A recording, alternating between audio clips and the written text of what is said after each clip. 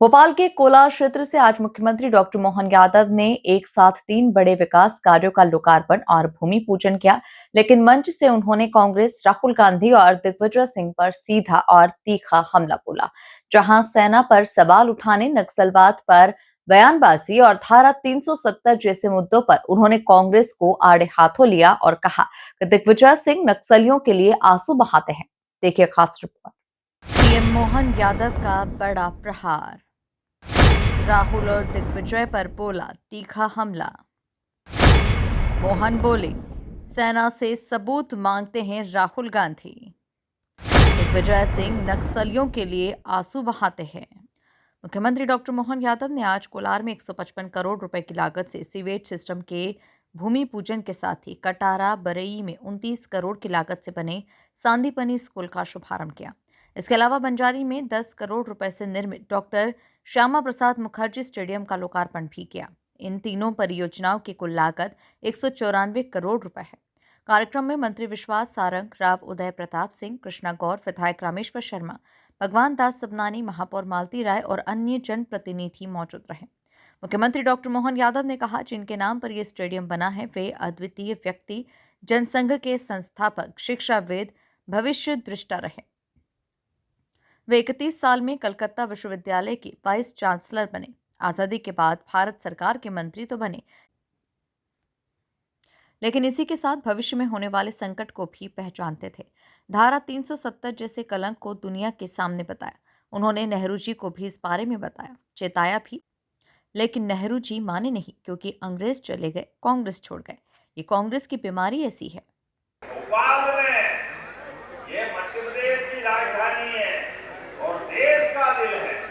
हर एक मार्ग से आने वाले अलग अलग राज्य के अलग अलग लोग, लेकिन अपने प्रदेश के लोग भी भोपाल पे गर्व करें। यहाँ हम मध्य प्रदेश की राजधानी भोपाल में है, तो भोपाल का अतीत कितना गौरवशाली है। सारे महापुरुषों के नाम पर अलग अलग दरवाजे बनाकर उनका इतिहास भी अमर कर रहे हैं। राजा भोज, विक्रमादित्य, ये सिलसिला और आगे चलेगा, ये रुकने वाला नहीं है। 7 द्वार बनेंगे, 7 द्वार के माध्यम से या तो 7 समंदर पार या 7 द्वार अंदर, क्या दुनिया है। हमारे देश के दुश्मनों को 47 में 7 समंदर पार उनको घर हमारे स्वतंत्रता सेनानियों ने पहुंचाया था। जोरदार अभिनंदन करें उस अतीत के लड़ाकों के लिए, स्वाधीनता सेनानियों के लिए। और अब देश आजाद होता है तो देश की सारी पुरातन, प्राचीन, गौरवशाली परंपरा पुनर्स्थापित करने का काम होना चाहिए। इसलिए अतीत के उस गौरव पे भी गर्व करेंगे और आज का भी आनंद करेंगे। जब हम खेल की बात करते हैं तो भोपाल में, प्रदेश के अंदर तो हॉकी में भी अगर ओलंपिक पदक मिलता है तो हमें गर्व है। भोपाल का अपने प्रदेश का खिलाड़ी लेता है। जोरदार अभिनंदन करो। कौन सा खेल ऐसा है? महिला क्रिकेट, लाडली बहनाएं बेटी है। जोरदार अभिनंदन बहनों के लिए भी कर दो। वहीं मोहन यादव ने कहा, दूसरी ओर बड़े दुर्भाग्य के साथ बोलना पड़ रहा है कि रस्सी जल गई बट नहीं गया। जब देश के दुश्मनों को भारत की सेना पाकिस्तान में घुसकर मारती है तो ये पप्पू सेना से सबूत मांगते हैं। वे वहां बोलते हैं और दिग्विजय सिंह यहाँ बोलते हैं। नक्सलवादियों को हमारी सेना मारती है और ये उनके लिए आंसू बहाते हैं। हमारी क्रांति बोर्ड अगर क्रिकेट में भी वर्ल्ड कप होता है तो यहाँ से बहनों का भी योगदान होता है। जोरदार अभिनंदन करें। बोलने के लिए तो बहुत कुछ है, लेकिन मुझे कैबिनेट में भी जाना है। एक के बाद एक बहुत से देर तक बोल सकता हूँ, लेकिन एशियन शूटिंग चैंपियनशिप कजाकिस्तान में होती है। निशाना भी मध्य प्रदेश से कितना बढ़िया लगता है। जोरदार अभिनंदन करो ये शूटिंग रेंज के लिए। सीधा निशाना लगाया तो हमने 10 पदक जीते एशियन स्तर पे। ओलंपिक में भी हमारे खिलाड़ी कमाल कर रहे हैं। और श्रीनगर, जो मैंने कश्मीर के बारे में कहा, खेलो इंडिया वाटर स्पोर्ट्स में मध्य प्रदेश के खिलाड़ियों ने 18 पदक प्राप्त करके पहला स्थान हासिल किया है। जोरदार अभिनंदन करें। ऐसी एक नहीं कई सारे प्रकार से स्पोर्ट्स डिपार्टमेंट नए नए ऊंचाइयों के नए नए मुकाम हासिल कर रहा है। ओलंपिक, एशियाई गेम्स, अंतर्राष्ट्रीय प्रतियोगिता, ऐसे जब पदक जीतकर खिलाड़ी आते हैं तो हम उनको राजपत्रित पदों पर अर्थात फर्स्ट क्लास की नौकरी भी देने वाले हैं। जोरदार अभिनंदन करो खिलाड़ियों को प्रोत्साहन देने के लिए। और आउट ऑफ टर्न प्रमोशन, विशेष प्रोत्साहन, ये केवल पुरस्कार नहीं है, ये खिलाड़ियों के प्रति सम्मान भी व्यक्त करने का काम हमारी सरकार कर रही है। ऐसी एक नहीं बहुत सारी बातें हैं, लेकिन आज का समय तो शुद्ध रूप से हुजूर का है। क्या हुजूर का आपका नाम भी कितना बढ़िया है। कहाँ जाओगे? इधर भी हुजूर, उधर भी हुजूर, क्या बात वहीं पे मेरे को भी चलना है। है। तो परमात्मा से कामना करता हूं, भगवान करे हुजूर को किसी की नजर नहीं लगे। बहुत बहुत बधाई।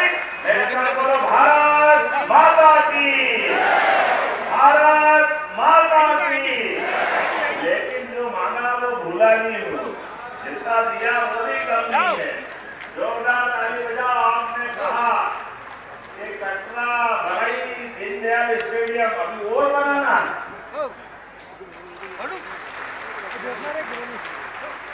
और बनाना है।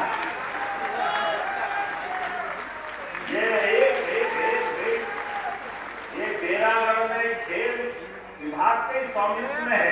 खेल स्टेडियम बना हुआ है, बन चुका है और इसको भूमि चाहिए। विधायक शर्मा की मांग पर मुख्यमंत्री डॉक्टर मोहन यादव ने कटारा बरही में दीनदयाल स्टेडियम बनाने की घोषणा की। वहीं बैरागढ़ में खेल स्टेडियम के लिए भूमि देने, कोलार में 16 एकड़ में रामलीला मैदान बनाने को भी कहा। अमृत 2.0 के तहत बिछाए जाने वाले सीवेज सिस्टम की कुल 155 करोड़ रुपए लागत आएगी, जो 3 साल यानी नवंबर 2028 तक पूरा होगा। हमारे डॉक्टर श्यामा प्रसाद मुखर्जी नगर कुलार के लिए doctor Shyama Prasad Mukherjee outdoor, indoor, basketball, football, cricket, volleyball और मलखम, खो खो, कबड्डी 18 और बैडमिंटन 18 प्रकार के गेम यहाँ पर होंगे।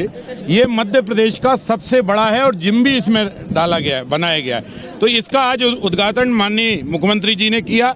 साथ में एक हमारा कटारा बर्रई में संदीपनी स्कूल 1 से लेकर 12वीं तक बनकर तैयार है, आज उसका उद्घाटन माननीय मुख्यमंत्री जी ने किया। साथ में हुजूर विधानसभा के अंदर 155 करोड़ की सीवेज लाइन डालेंगे। पूरे भोपाल में 1000 करोड़ का काम है, उसका भूमि पूजन भी माननीय मुख्यमंत्री जी ने किया। कुछ मांगे हमने की थी, उन मांगों को भी माननीय डॉक्टर मोहन यादव मुख्यमंत्री जी ने स्वीकार किया। इस अवसर पर खेल मंत्री विश्वास सारंग जी, हमारे शिक्षा मंत्री आदरणीय राव उदय प्रताप जी, मंत्री कृष्णा गौर जी, महापौर मालती राय जी, भगवान दास सबनानी जी, विधायक जी और अन्य नेतागण यहाँ पर उपस्थित थे। और आज खुशी और आनंद के पर्व पर ये हुआ है। और अयोध्या में भी झंडा फहरा गया है, वहाँ धर्म ध्वजा फहराई गई है और विकास के कामों के ध्वज यहाँ भी फहराया गया है। राम भी है और काम भी है। जय जय श्री राम। कोलार का ये कार्यक्रम जहां विकास कार्यों की बड़ी सौगात लेकर आया, वहीं राजनीतिक रूप से भी मुख्यमंत्री मोहन यादव का ये संबोधन काफी आक्रामक और कई सवालों वाला रहा। कांग्रेस पर सीधे हमलों से लेकर धारा 370 और सेना के मुद्दे तक सीएम ने अपने संदेश स्पष्ट कर दिए। Bureau report, MP news, Bhopal.